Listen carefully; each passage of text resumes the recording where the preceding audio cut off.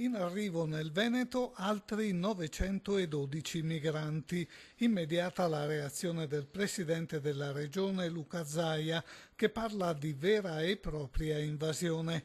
I sindaci, aggiunge, non ne possono più. Dall'inizio del 2014 i trasferimenti effettuati sono stati circa 7.000.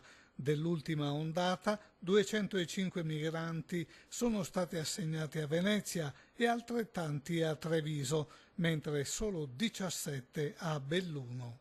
Io continuo a dire che noi abbiamo già dato, è scandaloso che si tratti il Veneto come la periferia dell'impero, come il luogo nel quale mandare e inviare gli immigrati. Penso che già vedendo la tabella, quest'ultima tabella, si capisce il trattamento di riguardo che ha avuto il Veneto. In alcuni casi a 5-6 volte di più degli immigrati di altre regioni.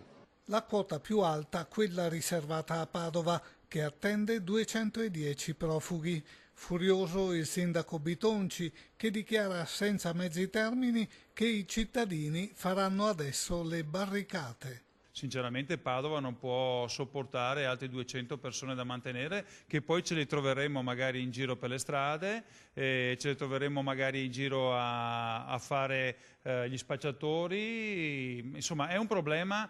Il prefetto di Venezia, aggiunge Bitonci, deve essere rimosso. Non siamo disposti a pagare gli errori del governo e dell'operazione Mare Nostrum. Noi al momento abbiamo poco più di 1700 profughi stabili, però dall'inizio dell'anno a oggi sono transitati sul territorio della regione oltre 6.000 profughi. Una voce molto critica anche quella del direttore della Caritas di Venezia, Dondino Pistolato. Come sempre manca però una strategia a monte che non è quella del prefetto o della regione, c'è proprio una questione molto più ampia che è sovranazionale, direi, il discorso dei profughi, un discorso che deve coinvolgere tutta l'Europa e nel suo insieme per poter dare risposte che siano dignitose e serie, direi, da questo punto di vista.